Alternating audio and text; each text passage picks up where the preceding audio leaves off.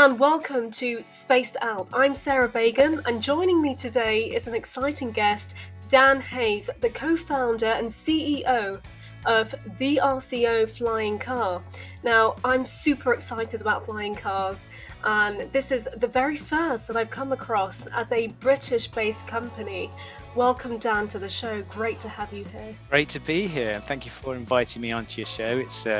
It's great to read a bit more about you and to hear about how you've been making such a positive impact in society. And thank you for the introduction there.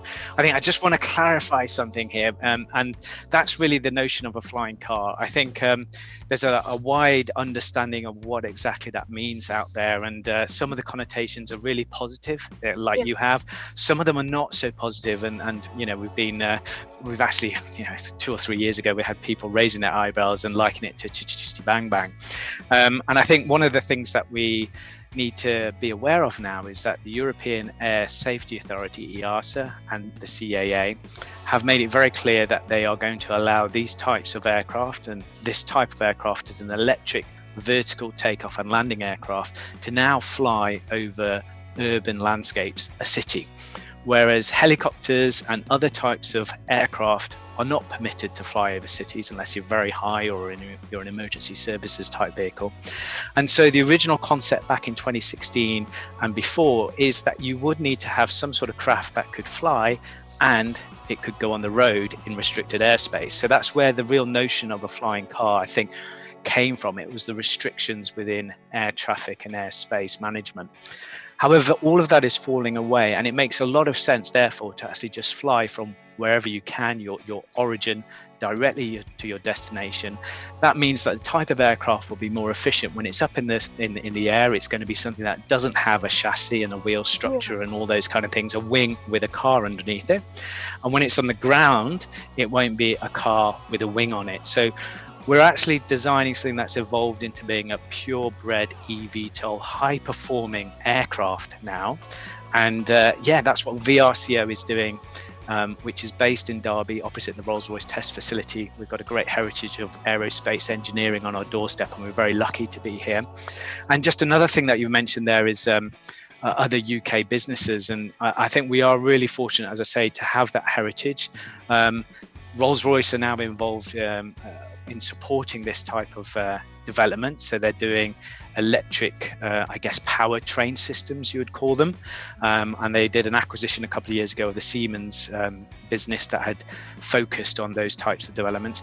And we're really lucky down in Bristol, you got Vertical Aerospace. There's another company towards Cranfield, which is also involved in this space, and then you've got one from I'd say the London area, Y3.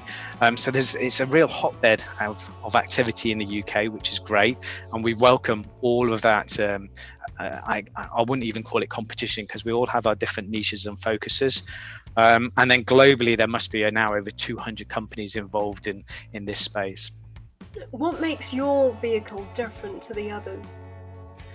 Yeah, I think when you look at the different architectures, you've got those that can carry more, and in order to carry, they need to create lift, and in order to get lift, you traditionally have a wing. So you have winged type aircraft with engines that rotate, so that's a bit like an Osprey V22, and so they can land vertically, take off vertically, they transition into forward flight, they become a fixed wing aircraft as they fly forward, but they've got quite a big wing structure, and that allows them to have a bit more of an area where you can either carry cargo or people, and they'll be more, adept to the medium and longer range, and therefore suitable for this like regional air taxi, development. And that's what Vertical are focused on. So if you look at Vertical Aerospace, you'll see that it's got wings. I think it's got about, I'm going to say 6 or 8 motors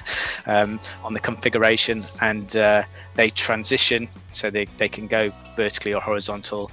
The preference in the early stage, I think, on that type of design will be to be a short takeoff and landing. So conventional landing on a runway, but just in a short space, and then being able to take off, again, using the least amount of power possible to get up. So that's one type of variant. You've got winged. And then you have others which don't have any wings, they're a bit like a quadcopter. We're in the middle, and we're quite unique, and we've tried to protect this design so that our airframe itself, the center part of the body where you would sit or where you would put your cargo is shaped like a wing. And then our engines, where we've got 4 nodes with 2 engines each, so we've got 8, they can transition, and they are shrouded as well, which gives us quite a few safety considerations there, advantages, and also performance advantages as well. Boiling it down, we have a unique shape. We have a unique configuration when you put that together. We have the ability to land and take off from water. We're focusing on performance, so we want this aircraft to be extremely fast and to have a really good range, and we're doing that by the shape plus the motor configuration as well. And then the final focus, which actually is the most important, is safety. So we're designing this with safety in mind from the get-go. So we have a whole range of safety systems in terms of sensors, in terms of pilot assistance, in terms of remote connectivity, understanding the environment of the craft itself, so the health of all the systems, plus the immediate environment around the craft as well. And then we're developing the autopilot and autonomous flight routines as well. And then we have some physical, safety systems to do with a ballistic parachute in there as well, and a low altitude crash prevention system. So when you put all of those into one package, we've got something that we hope is designed elegantly. We hope it's going to be high performing and on the limit. And we hope, it is being designed to be as safe as possible. That's incredible. Let's talk about the power of the vehicle, because this is an eVTOL, so it will be powered by electric motors. Is that correct? Yes. Fully electric. That's amazing. And I'd love to know how you came about that decision, and why you think it's important for vehicles and aircrafts to transition to sustainable fuels or to use electric motors in the future. Yeah, so timing, like all of these things, is really important, and I hope that we're well timed. So back in 2016, the underlying components matured and came to the market, mainly on the back of the conventional drone market. So we had the development of the distributed electric propulsion systems that can produce enough thrust. We had the development of batteries that can hold enough power to lift itself plus an interesting cargo. And then we've had the development of the processor to be able to control multiple instances of those DEPs, those motors.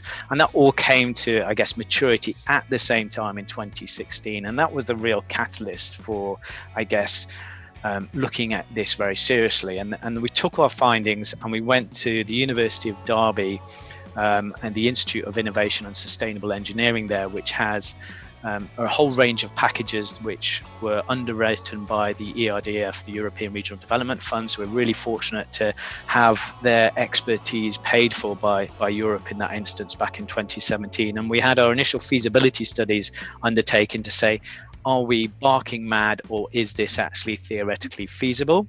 And it was a bit marginal at the time. And I remember the call in December 2016 was, you're a bit erring on the barking mad side. But actually by January, so just a month later, in January 2017, when they had completed their research, it actually came back as really positive. Using common off-the-shelf componentry, we could design an eVTOL aircraft that could lift 2 people, so 180 kilos, and have an interesting mission profile. So that was the basic feasibility study undertaken.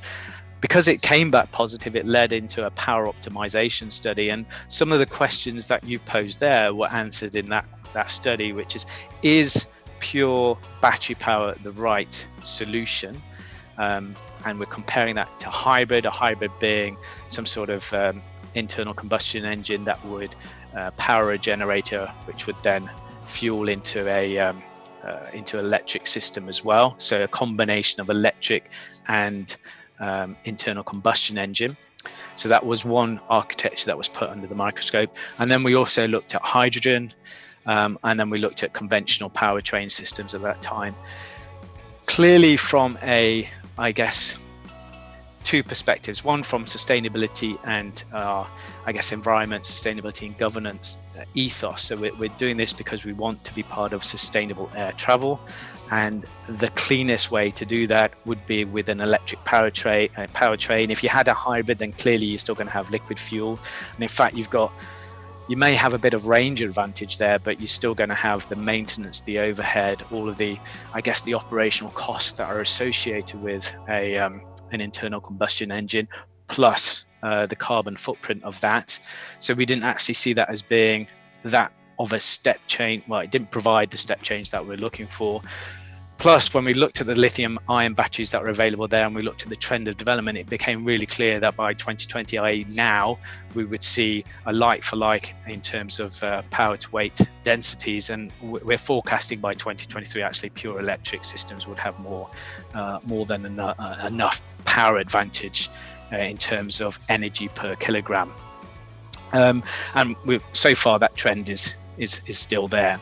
Hydrogen is quite interesting, but it's very difficult to store hydrogen. I'm sure you would appreciate it. It permeates, extremely flammable, and the storage issue is critical there. So unless you've got some sort of container that can hold it, and that comes with quite a volume and weight cost, then you've got a problem there.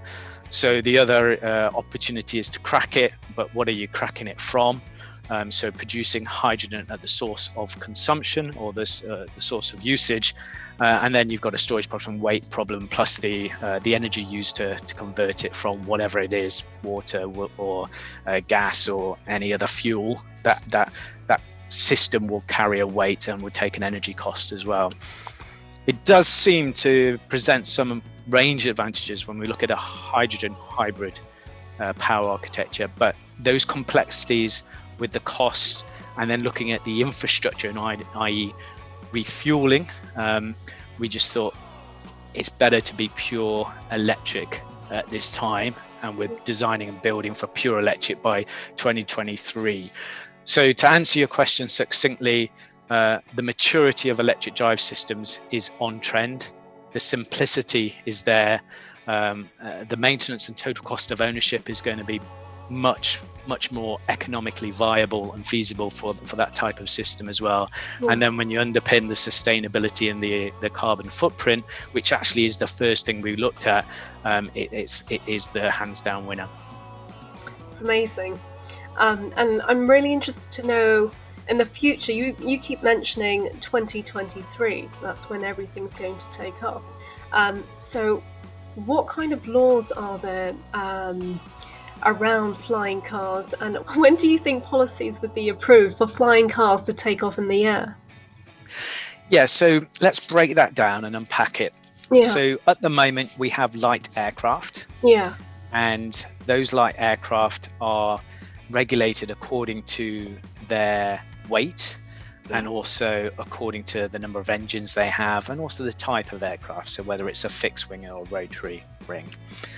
So we're going to be going along a certification pathway that has already been started to be put together by EASA. They released their EVTOL special conditions on July the 2nd last year, and that provided the acceptable means of compliance for this type of aircraft to fly. And we're looking at a CS23, so that's the type in terms of certification standards, and then we're looking at multi-copter, and we're looking at light weight. So when you package all that together, that gives us certification pathway. So the laws and rules actually exist today to enable our type of aircraft to be built and certified. There's a couple of preconditions. The organization needs to be appropriately mature and recognized. So we're going through that. It's called EASA Design Authority Approved. And that makes sure that we've got the right sort of people, the right sort of competences, and the right sort of processes there in order to design an aircraft. And then our design needs to be certified, and then the actual end product itself will need to go through all its certification and testing as well. So, and that's pretty universal, so not a lot needs to change today. There's a couple of nuances on this. If we're going to remotely pilot this aircraft in the future, we don't believe we're going to do it initially, because our initial use case for a people carrying aircraft would be that you'd have a pilot, a bit like a Tesla car today. You need to have somebody appropriately licensed and insured to drive a Tesla here in the UK, even though in other parts of the world you can use autopilot. Here in the UK, you still need to have control of that vehicle. And that, I guess, precedent we feel will reach up into the air as well. Although for the last, 20 or 30 years, we've been very comfortable flying commercial air flights with the knowledge that the pilot who's there isn't necessarily in control all the time. They'll switch on autopilot and they'll go from waypoint to waypoint to waypoint, and they're there in case anything bad happens or they need to back up the systems. They're often doing a full landing in full control, and they're doing the takeoff in full control. Although the autopilot systems today can cope with both of those, well, the whole flight, including taxiing as well, but their whole range of criteria need to be green to do that, from wind to visibility to all sorts of things. And actually the pilots like to fly, don't they? So typically they'll do those parts of the flight because it's the most exciting bit, but if they wanted to, they could auto land. And so all of those systems have been proven, and at the same time I think we're all aware that there's the human ability to remotely control aircraft from halfway around the world. So in the US and in the UK and in Europe, you'd have Air Force bases and they'll have containers, and in there there'll be control systems for an aircraft that's perhaps loitering or flying halfway around the world in some certain region that we both appreciate. So that's all proven, but that's a military communication and so forth. And there's all these protocols about what happens if control is cut, what happens to that aircraft, its ability to auto navigate and auto return home, and all those kind of things. And even in prosumer drones today, the DJI family, for instance, they've got a vast array or suite of great, sensors and autopilot and pilot assisted features there as well. And you can program them and fly and forget, put it that way. That's pretty cool. However, the law here in the UK means that if you are to fly any sort of remote unmanned aircraft, so 20 kilos and below, we're talking about toys and I guess smaller variants. Anything above 20 kilos, you're talking about commercial activities, survey drones and reconnaissance and so forth. You need to keep it in sight. So at all times, the pilot needs to be able to have a visual line of sight of that aircraft and be able to safely fly it. And there's a whole range of rules about where you can fly and the distance of separation and so forth. So there's no current domestic legislation to allow that aircraft to fly beyond visual line of sight unless you get a permission for experimental or a permission for something else. And we've had a couple of permissions recently. We've had beyond visual line of sight up in the islands of Scotland to deliver medical equipment, I think in the early stage of lockdown, lockdown 1 that was. And we've also had a proof of concept from the mainland to the Isle of Wight as well. And back in 2016, Amazon delivered the first beyond visual line sight delivery to a farmer of a Kindle Fire Stick and some popcorn, just to prove that this can be done. So the UK is quite a good place to do this, but you need to have exemptions and permissions explicitly for each flight to do that. It's not like it exists today. And our aircraft, we have, I guess, 3 variants. We have the 4-person premium variant with our interior with a leading luxury car OEM. We have the cargo variant, which instead of carrying people, it's carrying up to 360 kilos of cargo on multi-drop capability as well. And then the 3rd variant is for special operations, and we're looking there at medical first responder applications. We're looking at reconnaissance and rescue, and we're looking at urgent type of support activities there as well. Because the airframe, as I say, can land and take off from water, it really does widen up the operational use cases there. So to summarize, we can fly today if we build it, and we're a certified organization and the aircraft is certified as safe to fly. You would need some sort of pilot's license to fly it, and we are recommending you go for a rotor, a PPLH, private pilot's license helicopter, rotor wing. We are moving towards remote pilot capability, and we're building that into the design. So we can back up you if you had a trouble, if you couldn't see where you're going, or you're a little bit uncertain about landing on this certain penthouse roof that you had access to, or a terrace that was quite constrained. Then we could bring in an expert pilot who could help you. All the systems could do it themselves if they're proven, but we think the interim it's going to be remote and pilot assisted functionality, and that leads that beyond visual line of sight to be in place. And for the cargo, we'll need beyond visual line of sight. So we imagine for the first 2 to 3 years, you have a person doing all the critical parts of that flight profile with the systems learning. And then once the systems have learned and we can prove those and we have the operational hours, then we can switch to autopilot by default with human backup. And then maybe by 2030, 2035, you have all of these systems working autonomously. That would require obviously legislation to support that. And that would be the future, and sci-fi series will come to life. Yeah. I mean, we're about there. The main constraint for us was, can we fly over a city and land where it's safe to land? So this could be from, let's just say, the iHub in Derby into Green Park in London, a journey of 120 odd miles. It takes 2.5 hours by train. With our aircraft, we could get up to 3 miles a minute, 180 miles an hour. So yeah, a 40-minute journey door to door. How would it operate on the ground as a car?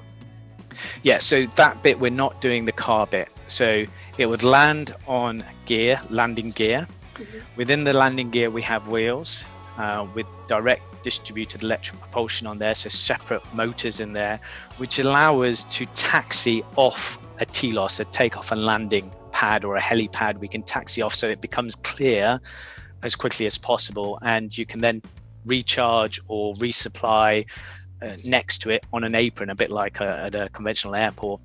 Because as soon as you start having multiple aircraft of this type up in the air, they all need to be able to land at a moment's notice or in the event of emergency. So keeping those landing zones free is going to be a key priority. You couldn't just land on the top of a roof space, even if you owned it, potentially. Might take that back. If you owned it, you can do what you like, I guess, but there probably will be legislation that for any landing spot that's certified for helicopters and this type of aircraft, you should keep it free at all times. That means moving anything that's landed to one side, and ideally it does it under their own power, not using the main power motors. And what about air traffic control? So in the future, how do you think air traffic control would be managed when we see more flying cars? Yeah, so fortunately we're having systems and sensors, and I guess the ability to manage lots of objects are being developed in a whole range of other environments as well. So there's lots of stuff that we can take on board there. But we're in the process of digitally managing the airspace, and I think Cranfield University have already started to do some great work there with some government support under the Innovate Future Flight banner there. So in the UK, we are leading. We definitely have leaders around the world in this space, a bit like the genome sequencing that was referenced by the Prime Minister on Saturday. We are leaders within aerospace and air traffic management. In the US, we have NASA working with Uber, and yeah, they're two massive names that you can put your confidence and trust into. And then in the Far East and also in the Middle East, there are 8 actors there who are answering that question. For us, it all starts within a digital environment, and we are very competent at creating these universes or cities or regions, making them 100% like for like to what they are in reality within a VR environment. We can then put in all the different air traffic type aircrafts, and then we can start to model how these will all interact, and where we have issues around rules of separation, what would be the transition type arc. Do you go straight up, and then once you reach a certain altitude you can transition, or whether there's an envelope to allow that, or a corridor to allow you to do that. And again, corridor is the right word for maybe moving traffic north to south and so forth. So it will become organized. It's not going to be self-organized. There'll need to be a framework put over that and some rules, and then ultimately there will be a digital understanding of every single aircraft, its type, its transponder, which exists today, and understanding its flight plan, therefore optimizing its flight route in real time. And that will be done with some sort of very high powered, very well certified system, maybe with a bit of AI behind it as well, so it can cope with all of that. But there will be theoretical limits, but it will be proven well beforehand within a VR environment or simulating that. Okay, now I'm excited to know your story and your inspiration for coming up with this flying car, because your background is very much in finance. You worked in corporate banks in high-level positions. How did you transition from the banking industry to, flying cars and tech and innovation? And how do you think the financial background has assisted you in terms of the business sense of managing this project? Yeah, well, it's really nice to have the opportunity to give a bit more, I guess, depth to the story. Like you, it's imprinted into your mind at a very early age when you get exposed to some fabulous sci-fi type programming and so forth, and you think, why not? We should be there. And then real life takes over, a career takes over, education takes over.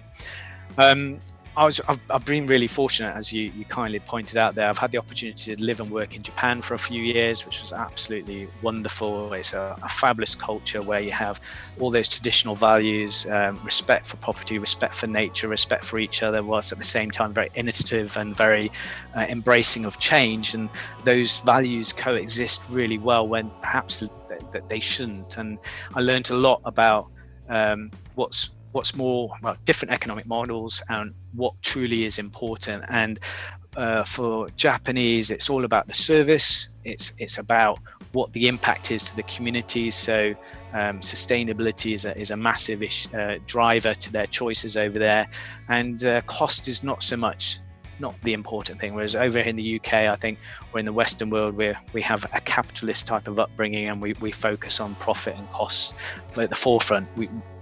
We hopefully are changing, and this year hopefully will act as a catalyst to appreciate that actually there is a different type of leadership out there, a model which looks at sustainability and inclusiveness as well as the lead as a decision making process you do at the beginning of any sort of commercial decision.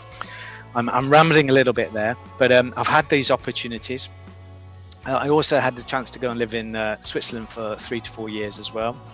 My mum was an air hostess for the vast majority of her career, so always on planes as a young child. My uncle has just retired from being a pilot. My granddad was the founding secretary for Nottingham Air Club based at Tollerton.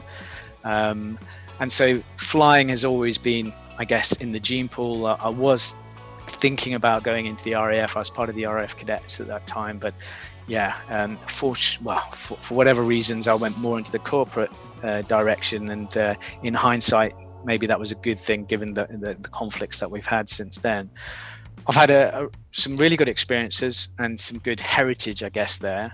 And then back in 2007, I was fortunate to be hiking in Geneva, over Interlaken it was, near Geneva, and I saw Yves Rosset jump out of a helicopter at the stage and start flying around with his jet suit. So this is one of the first early flights. So can you imagine walking up a mountain, alpine mountain?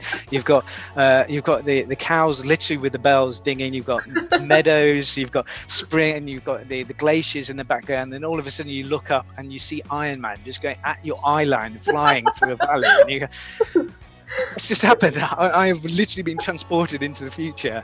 And that really had a big impact on me, because it was like a jaw-dropping moment of, oh my God, this guy just flying there. He's like, properly flying as well. As these little wings with 4 gas turbine engines. So they've obviously got the design right. They've got the power to weight ratio right. And it was not an insignificant flight. We're talking about 20 to 30 minutes worth of endurance there. And it was just mind-blowing. And he's gone on, and I'm sure you recognize the name, he's gone on to do the first crossing of the Channel. He's got the Breitling Jetman team and all that kind of thing. And that was back in 2007, 2008. The impact of that was so significant that you think, there's more to life, clearly, than doing private banking and banking and so forth. But what I was doing for the private banking sector was involved in technology development, had a lot of stuff being developed offshore, coming back into Geneva data centers or into European data centers, and they needed to be checked and validated for quality. And you need to understand all of those processes, quality assurance and so forth, and understanding getting the requirements right and that kind of thing. So all of that capability has, I guess, provided a great foundation for the project that we're doing at the moment. And it was back in 2015. So I left all conventional, I guess, work life behind me at the end of 2010, moved back to the UK. I'd been out of the country for a decade. And I started doing some consulting, and then I was really fortunate enough to meet Mike Smith in 2015.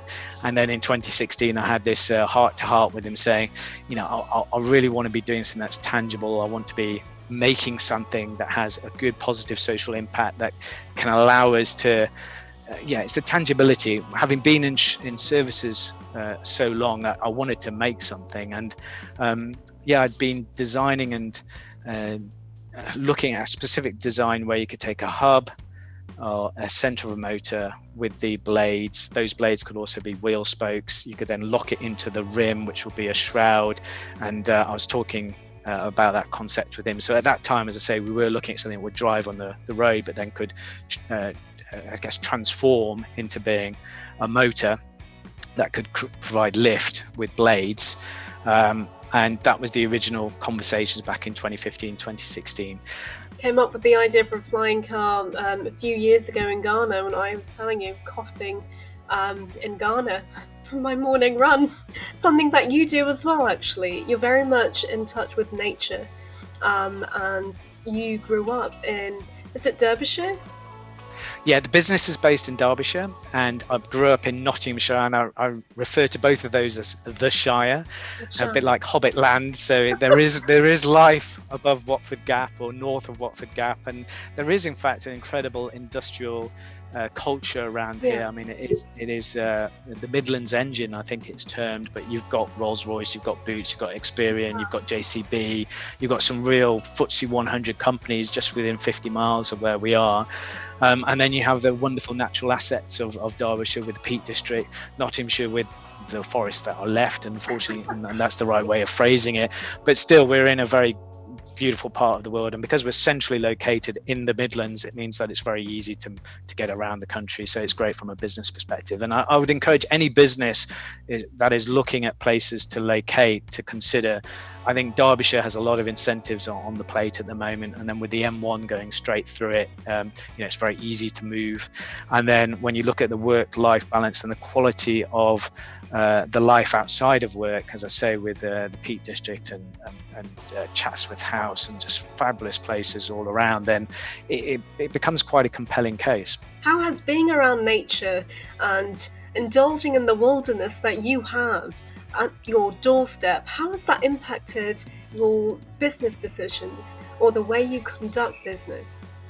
This is a really interesting question. I didn't appreciate that we'll get onto this, but this is it's personal to me. I started running back in October, November 2018. So I was in a pub. I was with two mates. It was October the 28th. Some really good friends of mine, who one I've known from school days, and then Andy, who's been in my life ever since I got married back in 2011. We've both got kids of the same age, and just really been, family holidays, all that kind of thing. But we've both kind of like gone off the ball in terms of exercise. So October the 28th, Angus, neighbour up the road, school friend, he was going to do 5K a day during November. And he kind of like looked at me and said, "I'm not sure you could do that, could you, Dan?" And we all had a pint in our hands. And it's one of those things where you think, "Oh no, big challenge." So you step up. And I think that's really important to have that person around your life who recognizes when you need to do some positive changes, because you've become a bit, I guess, you're working really hard, you're not looking after yourself, your body and your energy levels have changed, and it becomes a vicious cycle. So sometimes you just need to be given a little bit of a nudge. And so through November, 5K a day, every day, which was, sometimes you're doing it at 11 o'clock at night, but it built the habit. And then the next challenge after we did that, so well, let's do 100 miles in December. And that was a bit easier because actually it's not that much if you're running every day, and then you have the break during the Christmas break. And then in January, let's do 4 half marathons in January. He did 9, I did 4. And then at the end of January, actually at the beginning of January, Andy said, I'm going to join you and let's do 1,000 miles through 2019, which we all did. And we both all finished in October at the Palmer Marathon. But that built that habit, but it also meant that we were doing it consistently throughout the whole of the year. And the other ingredient to this is what's termed by Dan Buckner the Mawai. It's a Japanese term meaning that group of friends who hold each other and support each other. And I'd be WhatsApping Angus and Andy and saying, have you done your run yet, guys? I've done mine later on, and would really encourage each other to do. And then we were entering events together. And in fact, on September the 21st in 2019, I did my first ultra. So I did my first 100-kilometer run with Angus as well. And it's not as grand as it sounds because it's not a point to point. It was just a 10k lap 10 times, which anyone can do in 24 hours because I did it, so anyone can do it.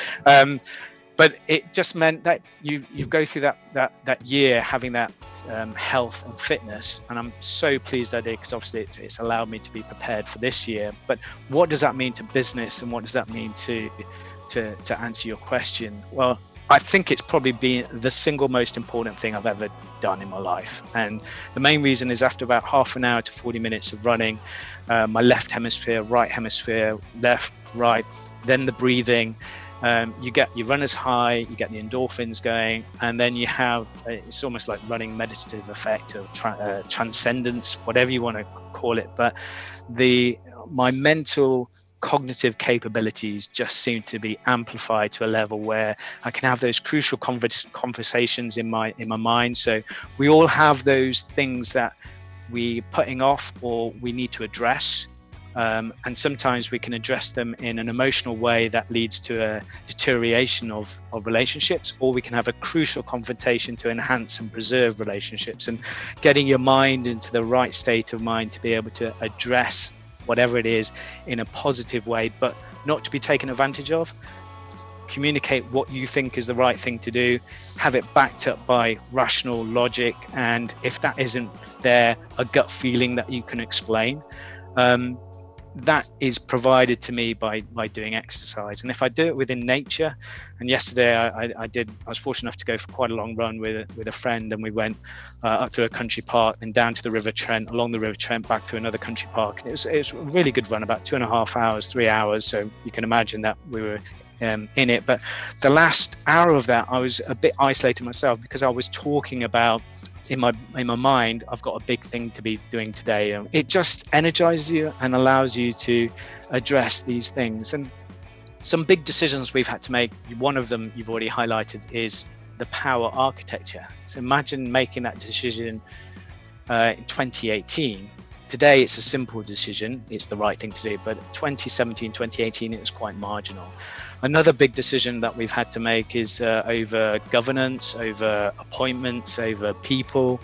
And a lot of these things we're, I guess, in today's society, not this year, pre-2020, we're working at a pace that doesn't allow us to properly consider things. So if you're working at that pace, doing an hour's worth of running in nature, you can probably find enough time to think things through. And this year it's just been an absolute fabulous year for developing that fitness, but also doing strategic thinking. And last week I completed a sustainability and inclusive leadership course with Nottingham Trent University. So that has really opened my mind to what is the most important thing for me to be focusing on from a corporate leadership point of view, and the names and the title there. But there's lots of SMEs here that don't have a sustainable policy. They don't check how their suppliers are operating, and they don't look at how they are conducting their business. And I think we still have loads of SMEs and loads of businesses. In fact, the economic model that's by default is a linear one, where we'll take raw inputs, we'll make something, we sell it, we limit our liability, that person owns it, then they're responsible for getting rid of it, and it goes into the rubbish system, which often goes into landfill.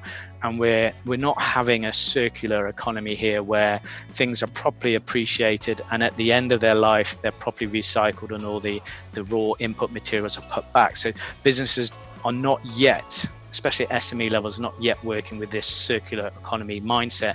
And if they did, then the thinking is that they'll be between 50 and 80% more profitable within 2 to 3 years if they did nothing else. So just imagine you are a restaurant, you're a design agency, you're a lawyer, you're an accountant, all of these companies, if they had a sustainable mindset woven into their DNA, they'll be saving money on their costs. It may require a bit more upfront capital expenditure, but their total cost of running that business will decrease so much that their profit margins will be 50 to 80% more just by doing nothing else.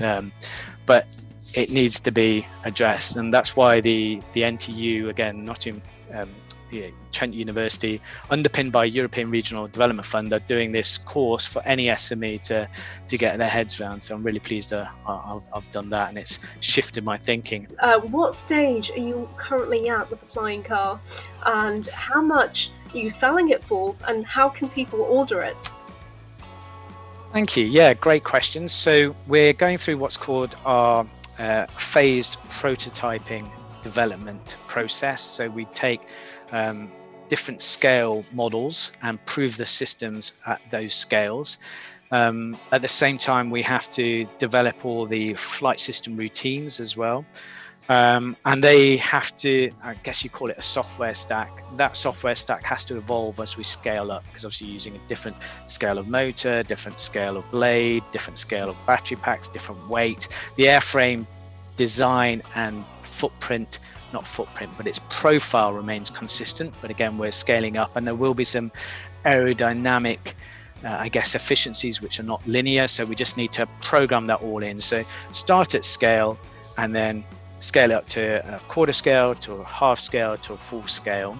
And then at the full scale we should have all the systems and the flight software stack properly aligned, and that will enable us to do our phased test flight program, so experimental test flights. So we're expecting to complete all of this build prototype phase activity by, it's difficult with the pandemic's just really knocking milestones left, right and center at the moment, but we would like to have a full-size craft ready for experimental test flights by the end of next year. So that's the end of 2021 towards the middle of 2022. So that window of 6 months is when we expect the full-size craft to be flying. And that's doing its test flights for certification. And then the ambition of the company is to have a product that we can say it's certified, safe to fly, and is available sometime in 2023. And I would probably be looking towards the back end of 2023 now. And yeah, in terms of how much it will cost, there's a couple of different inputs in that at the moment. We are expecting our total bill of materials parts to be around 315 and 330 parts for the whole aircraft. We're putting quite a bit of investment on the interior and the safety systems, as you can appreciate, but it's quite a simple structure. What is the exterior made of?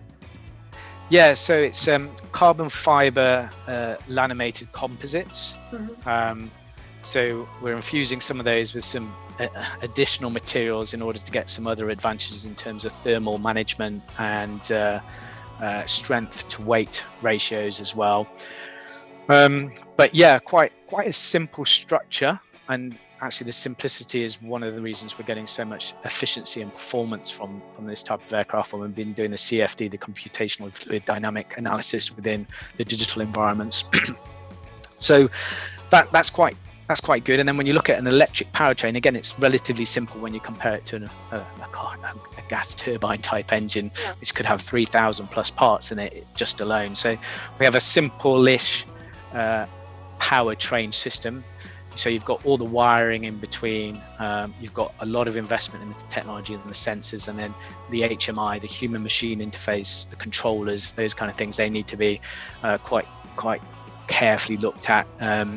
because we're not looking at a conventional aircraft with conventional flight surfaces, rudder, ailerons, elevators, and so forth. We're controlling the direction, the speed, the height, the altitude, everything to do with that aircraft is to do with power into the blades at different varieties. And we're also looking at how can we do some variable pitch without over stressing it with, I guess, mechanical variable pitch mechanics, which are very weighty. So there's a little bit of IP going into that as well. And then we've got the whole transition, so moving those shrouds, that all needs to be carefully managed, and that comes with a cost. So there's although it's relatively simple, there's a lot of investment in the technology side of things than the safety systems, which come at a premium. And then because we're not one of these larger OEMs that are well established like Boeing and Airbus and Pipistrel and VRCO, and we don't have one of those fabulous anchor investors yet.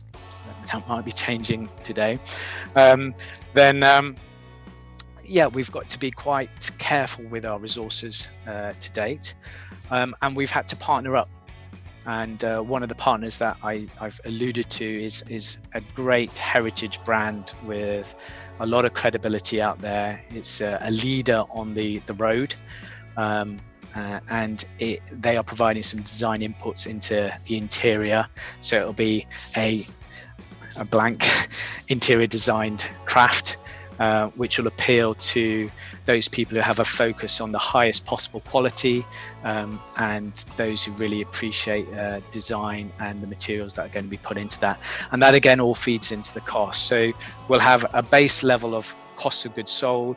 We'll have probably a fee or a license charge in conjunction with that third party, and then we have a dealership network that we're putting it out to, and we're in limited supply, so we're not looking at doing hundreds of these in the first couple of years. We're talking about 50 to 100, and we have had quite a bit of interest, but everyone wants to see a full-size craft flying before they commit to a down payment, and we'll probably be selling build slots at that stage. So I can't give you a precise value, but it is the equivalent of a supercar of the skies. So there would be a premium on there, and then that allows us to take that and invest it into a different variant that will be provided to air operators, and this would be the type of aircraft that you would call for a ride as a service, and that would be provided a bit like Uber of the skies and so forth. There'll be certified part operators who would send a craft to you, and you'll pay for your journey on a journey basis. Okay, so you pretty much answered my next question, which was, because you're focusing on the luxury market, that's your target market for this car, and if you were willing to diversify, which you just explained that you will, which is great. Yeah. I think we want everyone to have access to this technology or this type of aircraft, because it just brings so many benefits to your life, and the biggest scarce resource we all have apart from Mother Earth and the planet is time.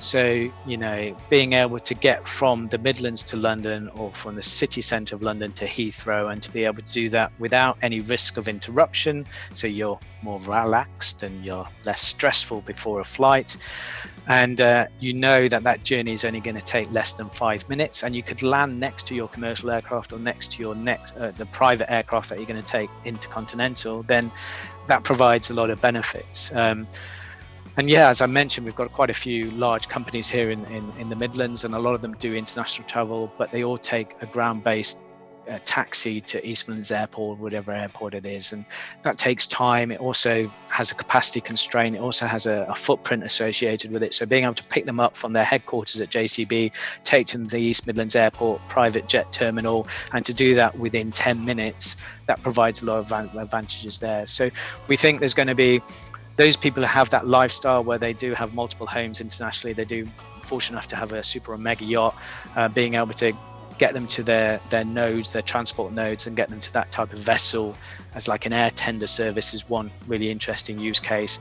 And then the executive, top end business will be the next use case, and then it gets rolled out.